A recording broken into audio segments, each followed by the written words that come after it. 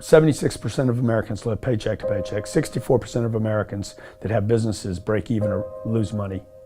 Most people don't have any money and have accepted the fact that they don't have any money. They don't have any leftover money. They're fearful of money constantly. They overspend. They don't know how to produce money. They definitely don't know how to multiply it.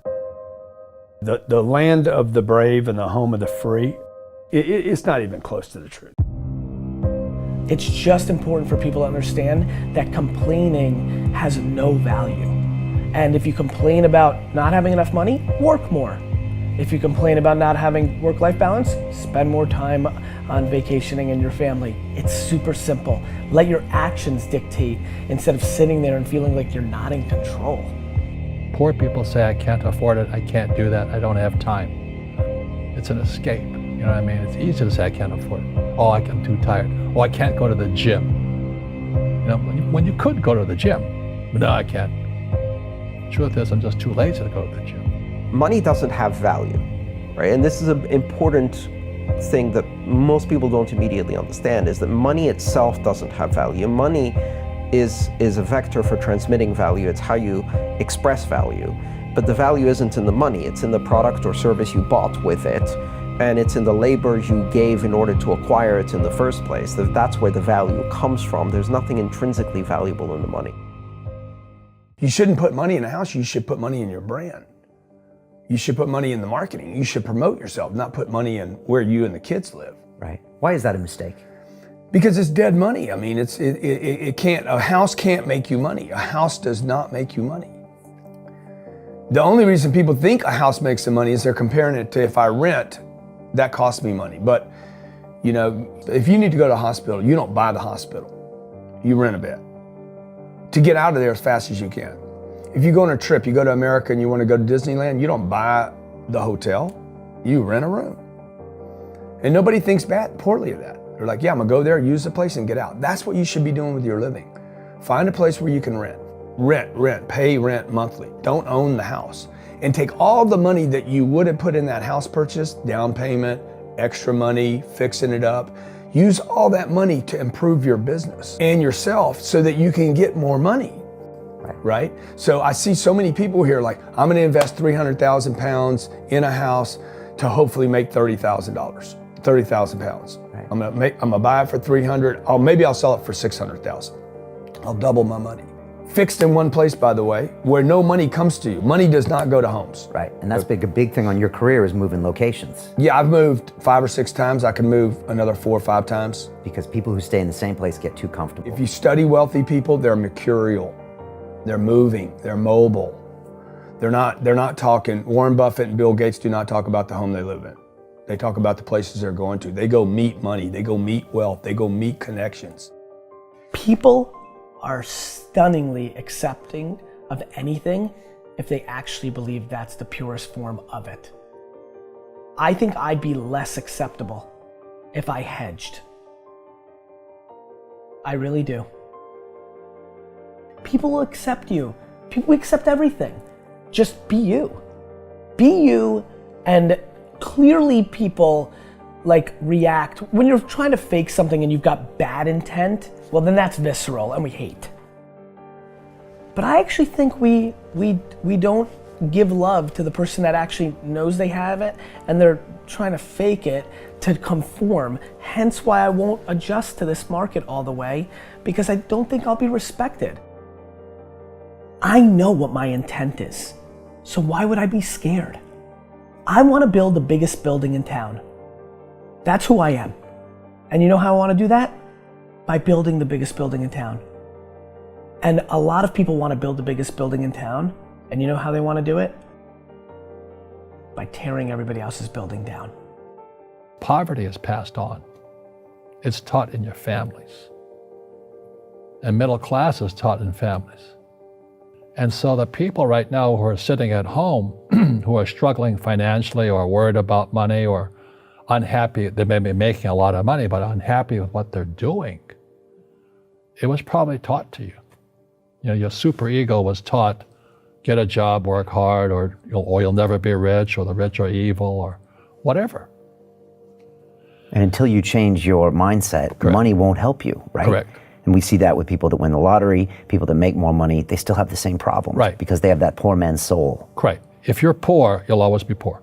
That's really hard for people to Yeah, understand. the money will disappear that fast. Just like most pro athletes, they make millions of dollars, and 65% are bankrupt 5 years later.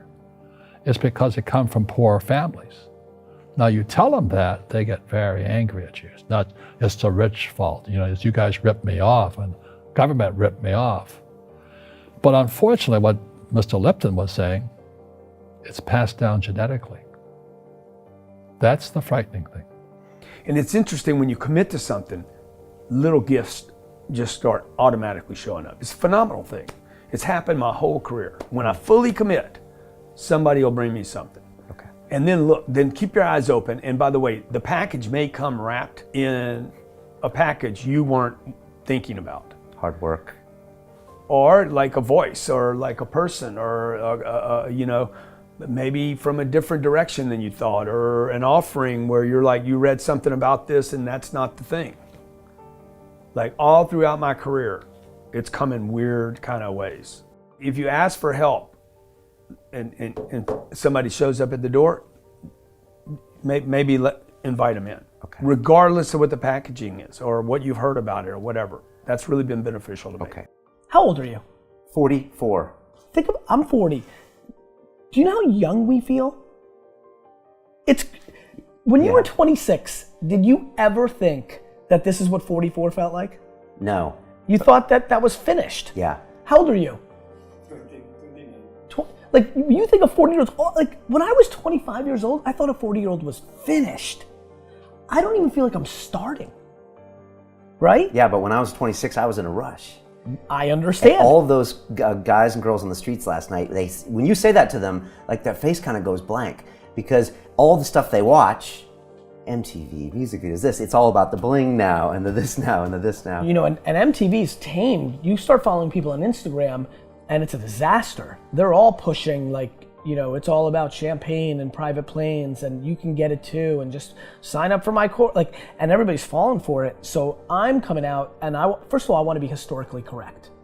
Nobody in 100 years is going to watch that video and say that I was full of crap. I like that, right? Number two, I want my legend to grow. I'm always fascinated by politicians and world figures. Like Winston Churchill, his brain continues to grow, right? I want that. When I'm dead, I want to be in the ground at peace knowing my legend's growing. I want that. I want that in the business world. And so I'm giving real advice, and real advice looks like this. When you're 19 and you can spend 7 full years learning your craft, meeting people that are mentors, being patient, and you wake up and you're 26 years old, you have your entire life in front of you, and you've done great foundational work to go on and then be successful. I have bad luck too. I've had financial crashes. I've had people stab me in the back, but they're all good because I grow from it. That's spirituality. Right. People who are afraid of making mistakes, like they teach in school, they don't ever grow. Because spirituality is there's good and there's bad, there's right and there's wrong, there's up and there's down. Most people only want to be right. They only want to be positive. Well, you can't have that. That's not reality. And the average person, the reason they're poor is they haven't failed. They play it so safe. They haven't made any mistakes like they taught in school. That means they don't learn anything. That's why the school system's actually fundamentally corrupt. It's anti-education. Right. Don't make mistakes and don't ask for help. And if I didn't ask for help, I have my accountants, my attorneys, my bankers, and all that. I go into business like a rugby team. Boom, boom, and we kick butt. But the average guy is standing there, I'm an A student, I'm going to do this all on myself, and a bunch of rugby players run you over, and you go, well, they're not playing fair. You're playing stupid. You should have a team. You should have accountants, attorneys, and bankers, and all that stuff. But that's not the game I want to play. I said, then don't play the game.